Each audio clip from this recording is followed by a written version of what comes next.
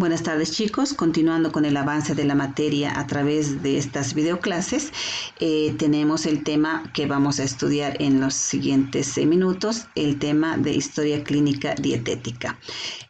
Para recordar simplemente debemos decir que una de las funciones importantes que cumple el nutricionista en el área clínica es el de realizar la atención nutricional al paciente, ya sea que este paciente esté en la hospitalización o esté acudiendo a la consulta externa. Una de las herramientas que va a requerir el nutricionista clínico para hacer ese trabajo es justamente la historia clínica dietética. Entonces, este documento va a ser importante para registrar y documentar toda la atención que hagamos con el paciente. Recordemos que esta atención la hacemos a través de 5 pasos que van desde la evaluación a través de varios indicadores hasta la definición de las estrategias que vamos a implementar con el paciente.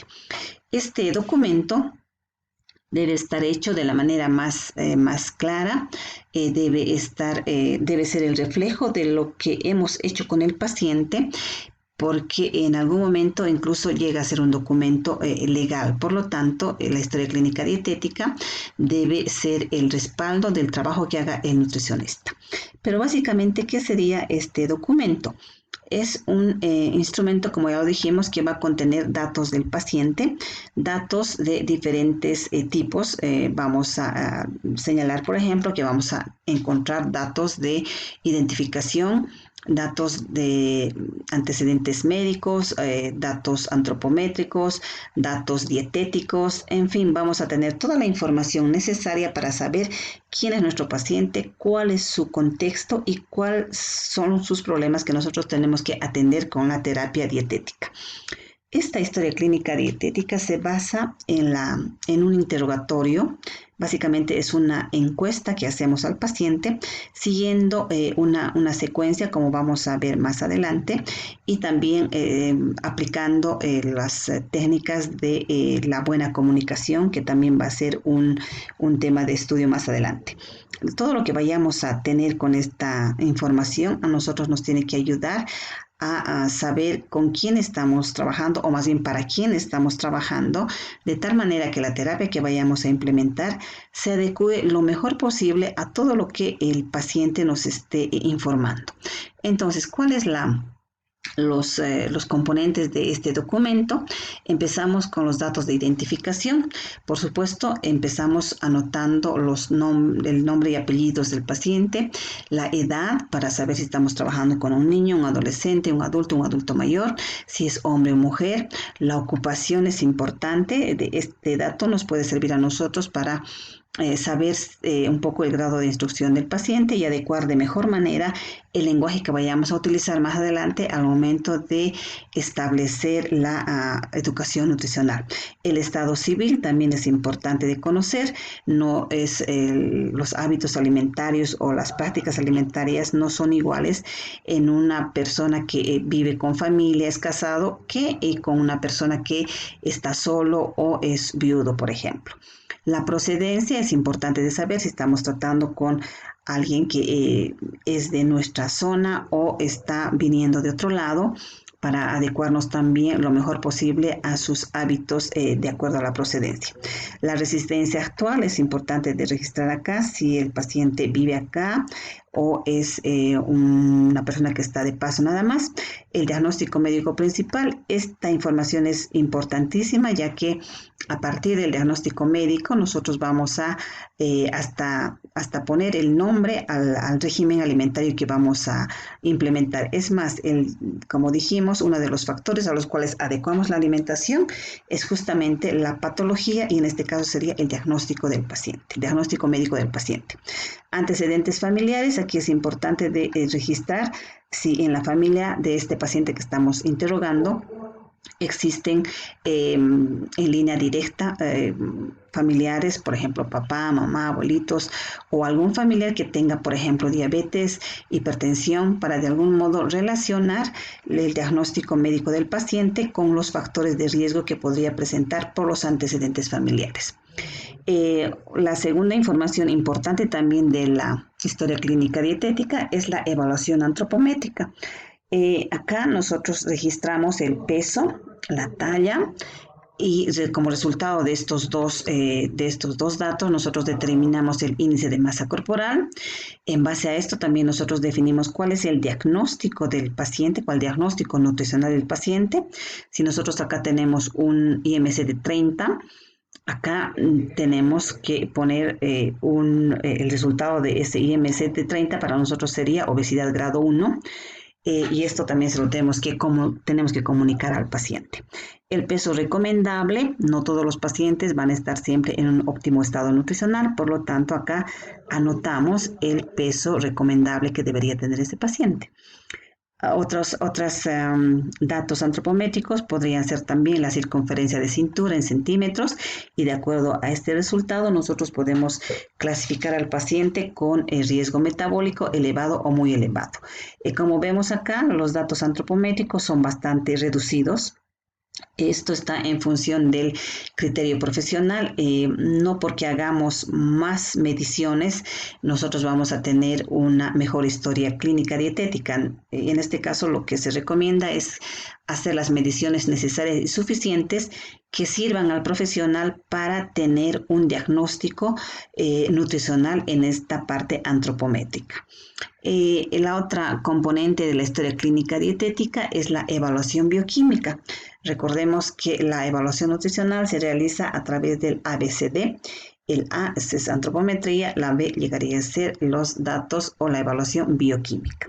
Acá registramos glicemias, colesterol, triglicéridos, HDL, LDL, hemoglobina, ácido úrico, urea, creatinina, en fin, podemos registrar varios datos bioquímicos, pero no es suficiente registrarlos, tenemos que poder interpretarlos. Si nosotros tenemos un colesterol en un paciente X de 260, tenemos que saber como nutricionistas en el área clínica qué significa esos 260, si eso está dentro de rangos normales o está fuera de rango. Lo mismo con la glicemia. Entonces, para tener esta información o para registrarla esta información, nosotros tenemos que no solo anotar mecánicamente, sino también interpretar esta información.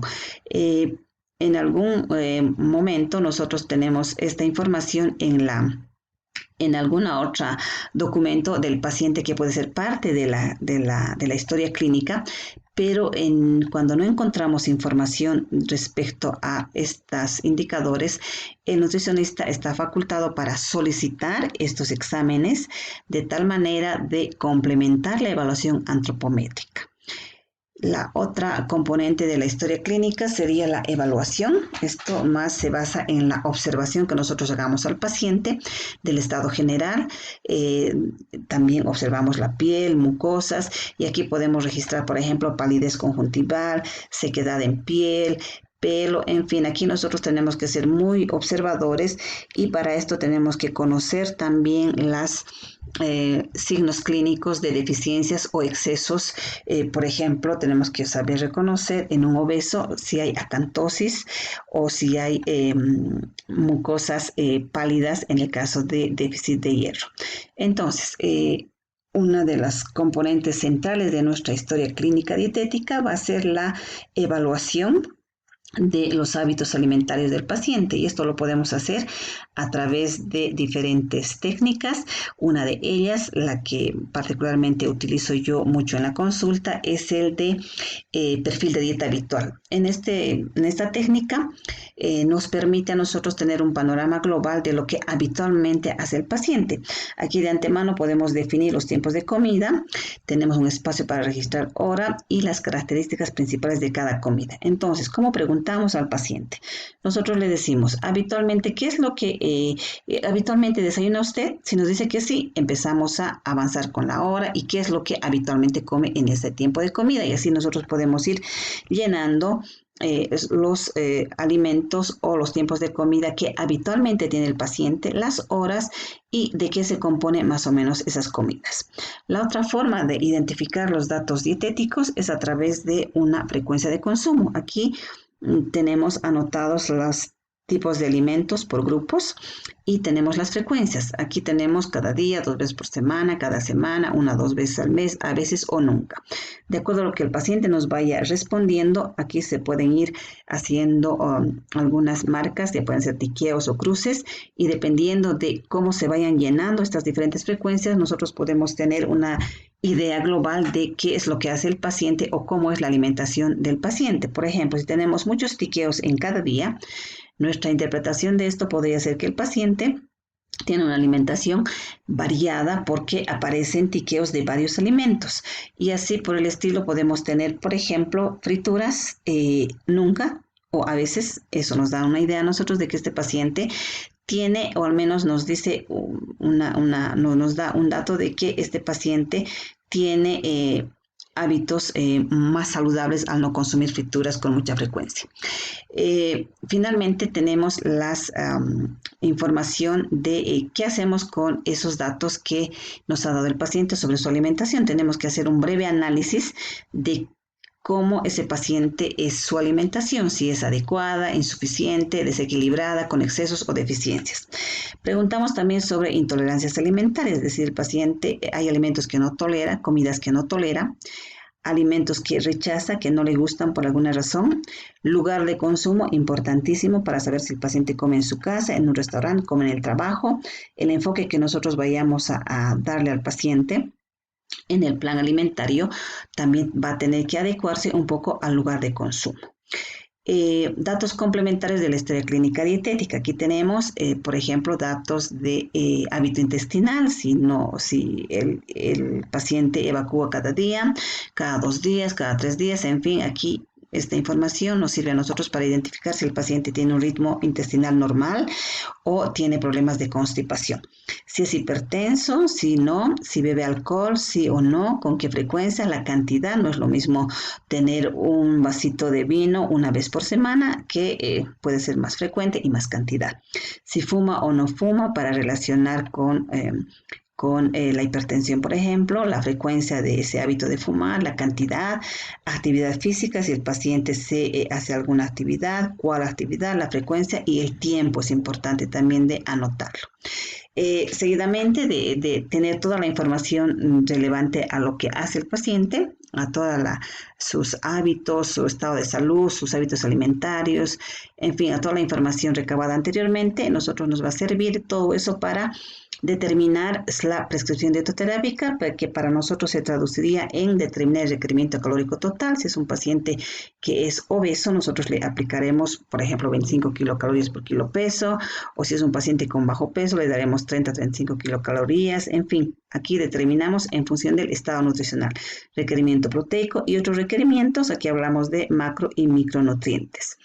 Finalmente, nosotros tenemos que terminar la historia clínica dietética realizando las indicaciones, es decir, acá por ejemplo será en algún caso dieta hipercalórica hiperproteica, suplementos nutricionales si estuviéramos indicando esto a un paciente con bajo peso, y aquí anotamos todas las medidas que vamos a implementar con el paciente. Obviamente el primer punto siempre será el plan alimentario, ya sea hipercalórico, hipocalórico, la educación nutricional, actividad física si fuera necesario y en fin, todas las medidas que van a incluir acá también la suplementación con micronutrientes que en algún caso se podría requerir.